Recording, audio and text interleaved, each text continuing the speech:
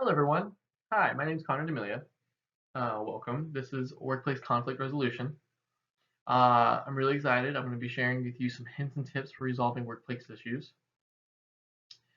Uh, Basically, anything like at work that causes you an issue with another person, say another employee or your boss. This is going to be skills, strategies, examples, backgrounds on that, steps to take if that happens, everything you're going to need to know or learn to help you get past that. And that way, it doesn't cause you unnecessary stress that you don't need. So let's get started. What is conflict resolution? According to Swetha Amarasan, conflict resolution is the process in which two or more parties work toward a solution. Let's just say me and my boss. This is a real example that I had recently. Me and my boss are having an issue. I didn't like what he said about me, and so I wanted to talk to him about that. So I made a meeting time with him. I planned out everything I wanted to say, and I went up to him and talked to him until we came to an agreement on something. You can do the same thing. You can do it with either your co-employee or boss. Even I wouldn't recommend this, but you can even do it with a customer. But yeah, so say you're having an issue with another employee. You come up with what's bothering you. You come together to dispute it and hopefully come to a solution. And if that doesn't work, then you'd go talk to your boss about that. Things like that. That's basically what conflict resolution is coming up with your solution uh, between two parties. That way it works out for both of you. Background. Uh, According to Jennifer Lawler, nearly 10% of employees reported that workplace conflicts led to project failure. Exactly. If you're stressed out and you don't know how to handle it, you're not going to want to work. If you can't talk it out or figure it out, you're not going to want to work. You're not going to want to show up to work. It's just going to lead to a bad time for you and even other customers or other employees that you're stressing out or they're stressed out and they're bringing it on you. Another thing that she said was more than one third said that conflicts resulted in someone leaving the company. Exactly. If you're too stressed out, you're not going to want to work, and that's a bad thing. We want to work. We want money. Christmas is really important, and it's around the corner, and I really want an Xbox. So it's really important that we talk to our bosses or another employee so that way we're not stressed out when we quit eventually, or we're too stressed out and we're doing poorly at our job and we get fired. That's not something we want. That's why we're learning this. So, have you ever felt like this at work? Say you're butting heads with another co-employee, or this. We all recognize these emotions. This is anger. We have frustration. We have stress. These are all things that you will probably go through at one point or another at your business. This is why it's important to learn conflict resolution because then you can take all these stresses and move past it to be a happier person. That's why it's important to learn these skills coming up, strategies. Why is it problematic? Well, besides feeling like the folks in the last slide, our data shows that conflict at work has a huge impact on our stress and happiness. According to SHRM, the negative effects of a workplace conflict can include work disruptions, decreased productivity, project failure, etc. Exactly what we talked about. Too stressed out, too much anxiety, don't know how to handle it, your workload suffers, and that's not good. Next slide. And then we have some strategies, like I was talking about. Strategies that were found from the participation company. 5 to help you avoid certain issues. Um, we have 1, avoiding, which is usually just withdrawing from the conflict. It's not the best one. It's definitely for those minor issues that you can just look past. For the major issues, it's not a good one to use.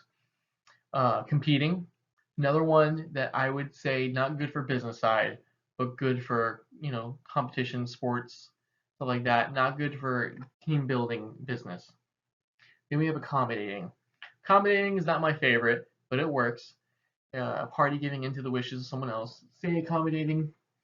Say your boss texts you on a day that you're not supposed to work and asks you to work 8 hours, but you say, hey, I can work 4 hours.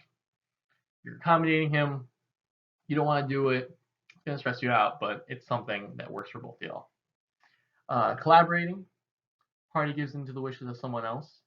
Uh, that's a really good one. Two parties who are cooperative and assertive, both working on an issue to get better. And then there's compromising. Compromising is probably one of my favorite besides collaborating. We have both cooperative and are willing to give something up. That's important.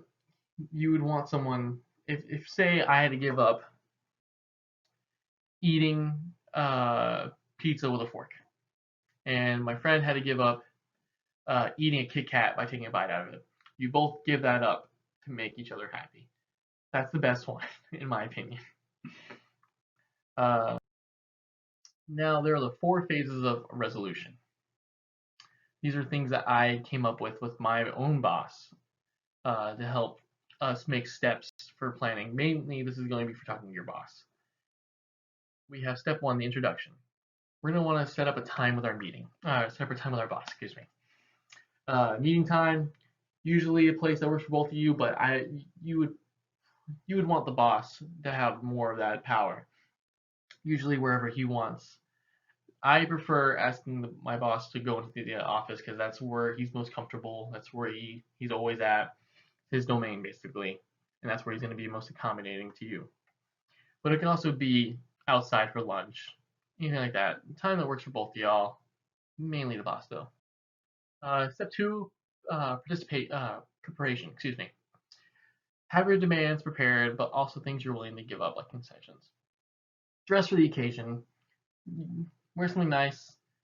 Don't wear baggy clothes. Dress for how you look at your own job.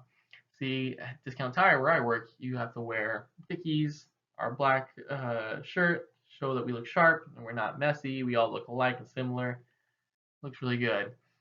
Plan out your talking points. You want to know what you want to say. You want to be confident in what you're talking about. Any issues that you're having, you want to know what you're talking about. Do not waste the boss man's time, basically. Be prepared for unexpected situations. Say there's a bad timing. You can't meet up. Okay, well, you know what? Make plans to meet up another day. Say there's a family death. Be nice to them. They're going through something. Plan to meet this another time. And always come in with a positive attitude. Do not go in there moody because they're not going to want to listen to you. Have a positive attitude. Be happy. Be excited. Talk. Be comfortable. This is the best way for you and your boss to get through the situation. And then there's step 3, meeting. Excuse me. Shake hands. Be polite. Keep a healthy amount of eye contact.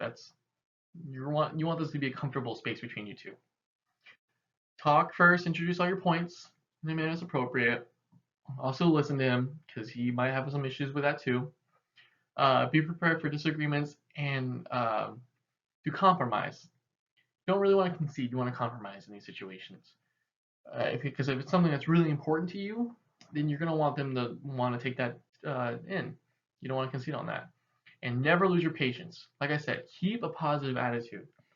You lose your patience, you're going to lose all power you have in that meeting. They're not even going to want to talk to you. They're just think, oh, it's so and so. I don't want to talk to him. He's grumpy all the time. So try to keep positive attitude. Step 4, conclusion. Shake hands again. Thank the manager for his or her time. Exit and move forward with new working parameters. Hopefully the situation goes your way, and then you can just be happy, keep going to work. But if not, maybe it's time to move on. It's up to you, really. But hopefully, yeah, you want them to compromise with you. Final tips: be prepared not to win all your grievances. You might not win. That's why there's compromising. Be satisfied that your concerns have been voiced and heard. It feels good to talk. It's really important to talk to your boss about issues that are bothering you. Because that way you're not stressing yourself out. And maybe it's something really that you're just overthinking in your head. And I do that all the time, so it's really understandable. Sometimes it's important just to talk, maybe because maybe you misunderstood someone. Never gloat or be overconfident. Nobody likes that. You want to be positive, nice, comfortable, You want it to be a good space. And enjoy your workspace once again. Really, I hope these strategies and tips really help you. Um, these are things that I go through all the time.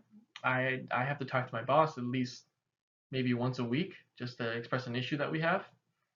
And usually we talk it out 10 minutes. We're both good. We handshake, and that's not it. You just have to talk. It's really important. It is so much power in just expressing yourself formally. Set up a meantime. Talk to your boss. Say, hey, this really bothered me. Stuff like that. It's going to really help you relax any stress on you at work, and which will make work more fun, really enjoy yourself there. Then you get more money, then you can buy Christmas gifts. It's really important. Thank you.